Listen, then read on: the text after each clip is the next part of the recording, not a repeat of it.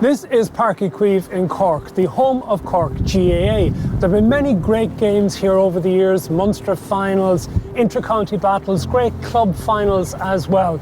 And it's also been host to some great concerts, U2, Prince, Michael Jackson, the Stone Roses. But then on November 10th, 2022, it was home to a very, very special occasion. For the first time ever, rugby was played here in Páirc Uí Chaoimh, and the Munster team came to play against South Africa A. Munster has this absolutely terrific tradition of playing against foreign visiting teams and has had some fantastic results. And now, thanks to Pinergy, the presenting partner of the match that night, we're delighted to have three of the players from the Munster team that were so successful. Simon Zebo, Rory Scannell and Edwin Edogbo tell us the story of what turned out to be a fantastic night for the players and for the fans. We experienced a lot of noise in Thomond when it's full, but that was definitely something special, I think. Seeing what it meant to the support, seeing what it meant to the players in the change room, the organisation, that's what it's all about, and it summed up Munster rugby really. Incredible start! Referee short, they've got the try! They're part of this first half! This is... Look up, see like a sea of red. It's really hard to refocus, but it's also a great experience at the same time.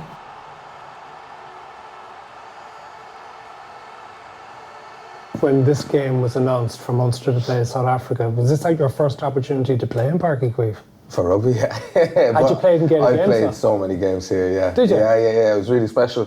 Lots of school games, lots of club games with St. Michael's and the Rockies. So this ground was already really, really special to me. And I don't live too far from here, so I would have come to watch the great Blackrock teams of the past playing county games here, and Cork teams playing here throughout the years, so it always had a special place for me. Yeah. So what was it like then to discover you were going to get a chance to play rugby here? Yeah, it was pretty wild. Yeah, I didn't expect it at all. I know how big the stadium was and how intense and class the atmosphere can get. So I was very excited by it. It had never obviously been done before, so to be a part of that for the first time was incredibly special. So I just wanted to make sure I was healthy and try and get on the pitch to be a part of it. But it was it was eye-opening, I suppose, when it got announced that we were going to play. I didn't expect it at all, but very welcome. What were you then telling the lads from Limerick about the opportunity to play here rather than playing in Thomond Park? Yeah, there's always kind of been chat over the last few years about like knockout European games, trying to get it to, the Gaelic rounds, or whether it be down here. Dave Kilcoyne was always pushing for the Gaelic rounds, but it was great when it was announced here. There's a big Cork contingent there, so we were all pretty happy to hear it was going to be played, and it was obviously a sellout with a massive crowd. It was just a great thing to be a part of. But once it was announced, I think lads are really kind of looking forward to it. And what about the opportunity then as well to get involved in, I suppose, the Munster tradition of big performances against touring teams? I mean, how aware were you of the history of these games from the past? Yeah, obviously, like growing up, you would have heard, about beating the All Blacks in Australia, and I remember watching the game against the All Blacks in 2008 at home, and the Wallabies in 2010, and you can see those nights. They're loud, proper Munster performances against an international side where they're obviously underdogs going into the game. When you see that from a young age, it's something you'd love to be a part of. And I was lucky enough to be part of the Maori All Black game in 2016, and that was an incredible night as well. But yeah, it's just you're not, as a club side, you're not expected to be going into these games to get over on international teams. So it was a really special night, and we definitely enjoyed the performance. Edwin, as the baby of the team, how much of the history of Munster and games against the foreign touring teams were you aware of before this game was announced? I would known a decent amount. Obviously not as much as these two, but the one first one that springs to mind would be the Maori All Black game in 2016.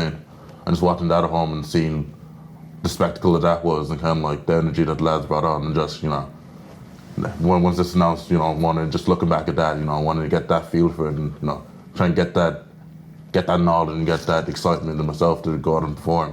And it was it was amazing to be a part of, really. Kind of like being one of the younger players, and still relatively new and kind of like, you know, playing these high level kind of games, you know. It's just one of those games that like you remember for a long time. But when it was announced, did you have any real expectations that you would be involved? Like sure, I was thinking I'd be playing week in, week out for UCC, so when announced, I was like, well, it'll be a great game to watch, you know. Like, you know, definitely try and get a ticket to get to it and, you know, be with a couple of mates. And then when I found out I was playing, it was a whole new level of like, what's going on here? Like, you know, a whole new kind of mindset I had to prep myself for. Yeah, when did you realise that there was a chance that you might actually get to play, and then when were you told you would be playing? I suppose you never really know what's going to happen until the team's announced, really. You know, like you obviously you try your best in training, and then you kind of go from there. So once the team was announced, it was confirmed I was playing. It was kind of almost like a realization that it's actually going to happen now. So it's all about getting focused and prep for that, really. Having my own little like hanging, saying like this is almost like yours in the sense of like if you're part of the team in a way. So yeah. Yeah. No, it was great. It was fantastic. I was down in that one over there, so it was next to Pierre McDonald. Closest to the door. Yeah. No, it was surreal. Like I said, it was amazing. How much anxiety would you have had about the fact that you were coming up against these big men from the South African A team with an awful lot of experience behind them, whereas you've only just made your breakthrough into the Munster squad? Yeah, obviously there would be a bit of nerves there, but then again, the experience like two lads next to me helps a lot in training, even meetings, everything like that kind of feeds in and almost dims down the occasion to not make it bigger than it actually is, and that helps a lot. Knowing that only doing something special on the pitches. No offence to the two lads, but they weren't going to be any use to you up against the South African pack, were they? Definitely not. Just experiencing bringing the game and training, and just, you know, like I feel like mindset's a huge thing going into games like this, you know, and just obviously, you know, South Africans are going to be big, you know, good set piece, stuff like that, but you know, and like everything we're doing in training day in, day out is just as good, if not better, and you know, we have the beating of the lads. What was the mindset, Rory, going into the game? Because Munster weren't in great form at the time. Yeah, we had a tough start to the season.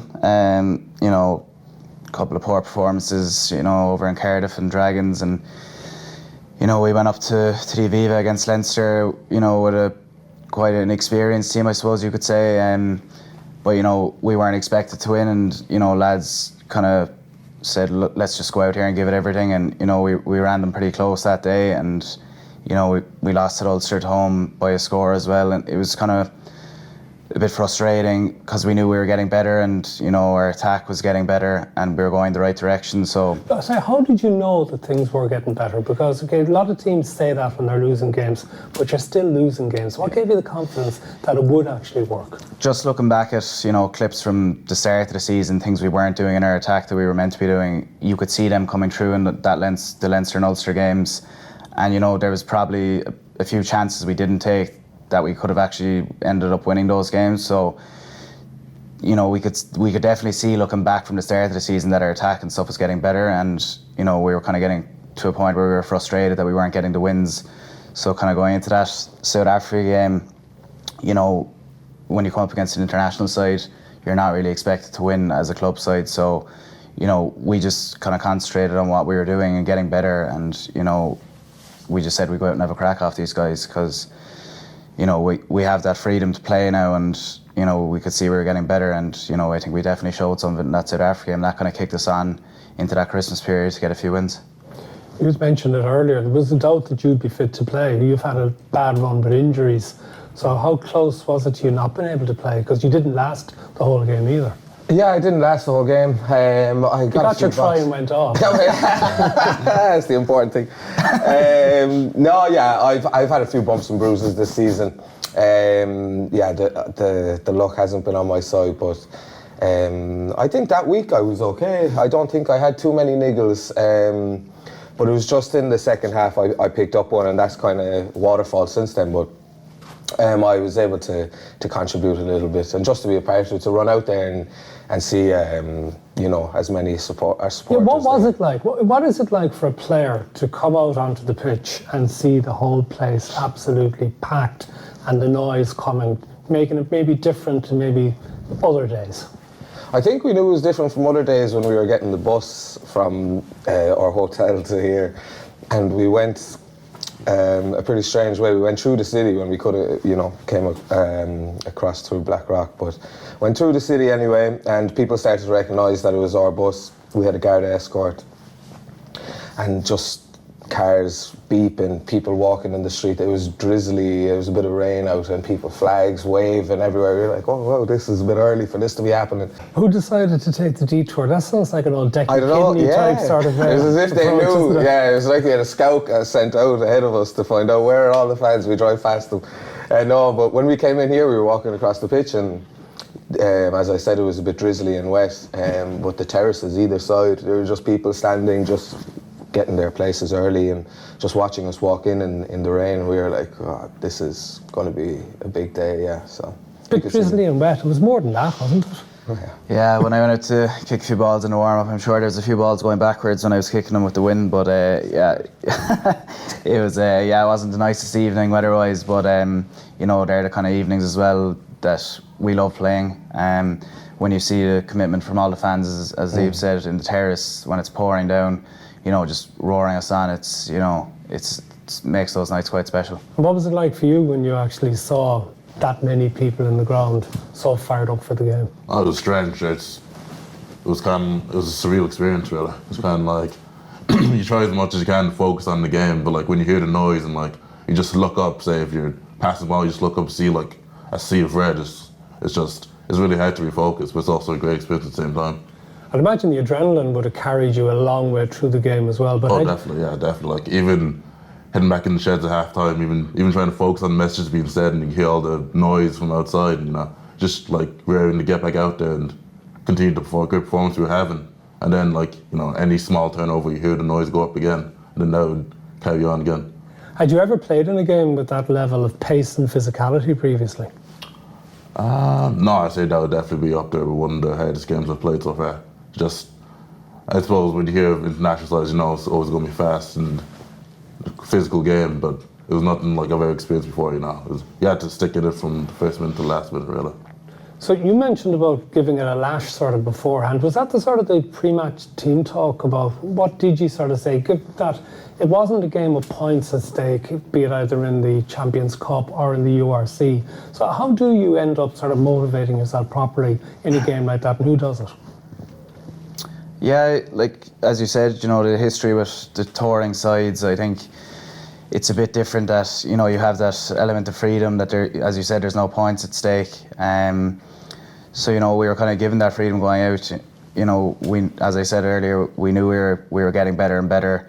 It was just about putting in that 80-minute performance. We showed glimpses, in previous games, but it was about getting that full 80 minutes. And, when there's nothing on the line, you've nothing to lose. It probably gives you that bit more freedom to play as an individual and then as a team. So I think that was kind of pretty much the messages beforehand, and we got off to a cracking start.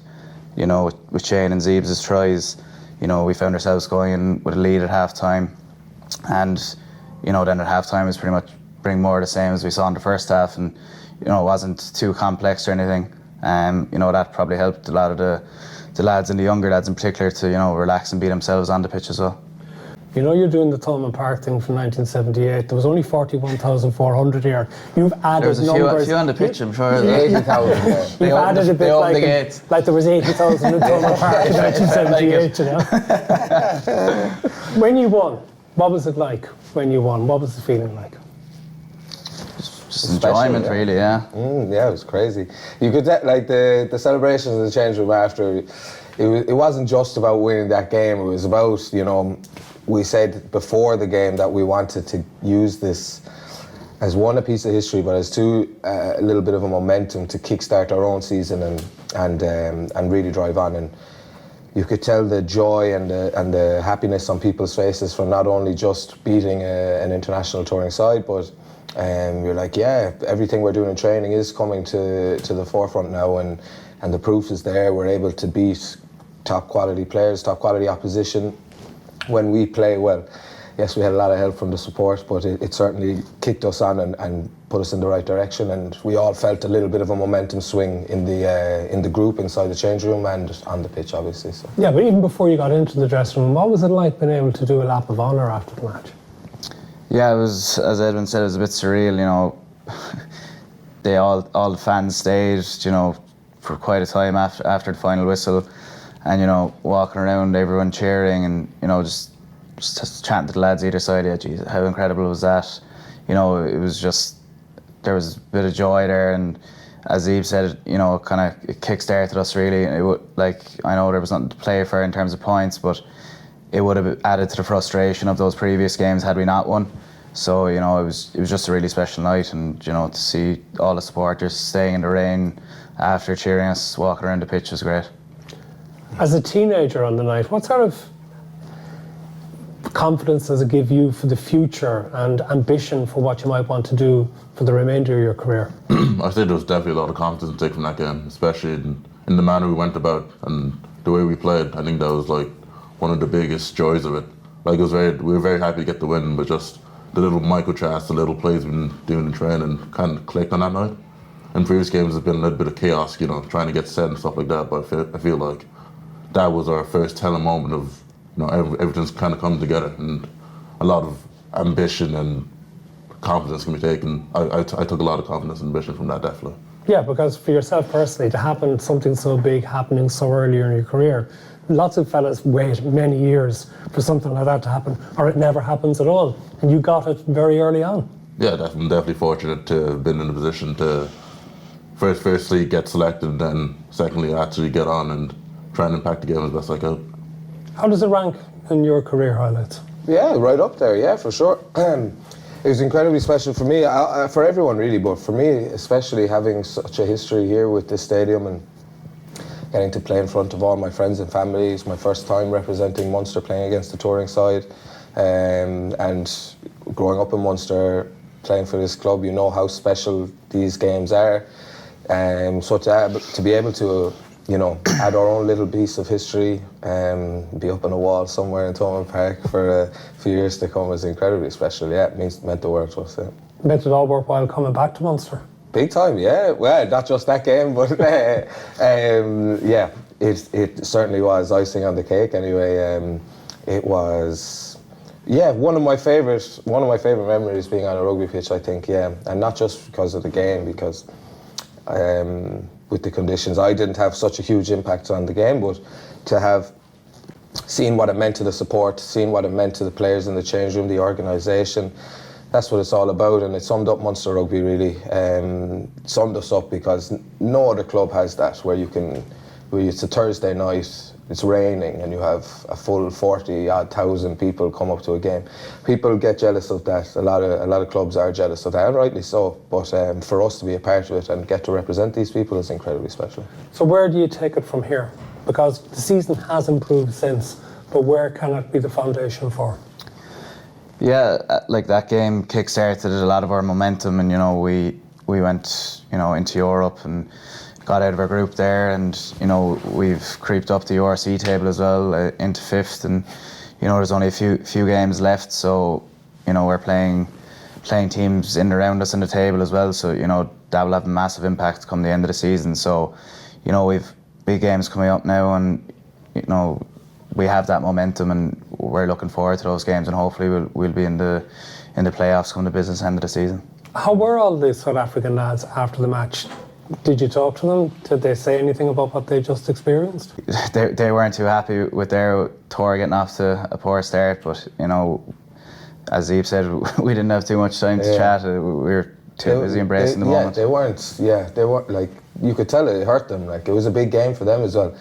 There was a lot of talk and the build-up around Razzie, who had coached us, who was now part of this setup, and I know exactly how much Razzie would have wanted to win this game. You know, he's a competitive man, and he would have had the lads amped up for it. And even, you know, out on the pitch, I usually have a little bit of a joke or whatever.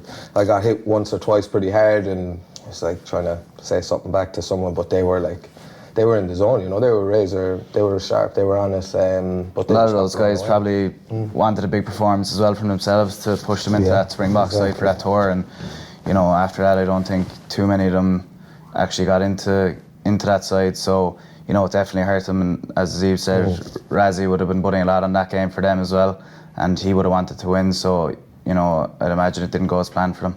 Everybody is connected around, like the stadium, everybody in the seats to the players in the pitch, it's all one. Like there's just more of a roar for a knock on or something that would be deemed minuscule to the naked eye compared to somewhere else where you'd go and you'd need a big moment to get a roar. Here it is, everybody feeds off the little battles and everybody's on the same page almost, and that's why wearing Munster rugby jerseys and the connection we have with the sport is so important, because it's like nowhere else, and a lot of people are envious of that, but we're just very, very lucky and appreciative, and we're aware of how lucky we are, so yeah.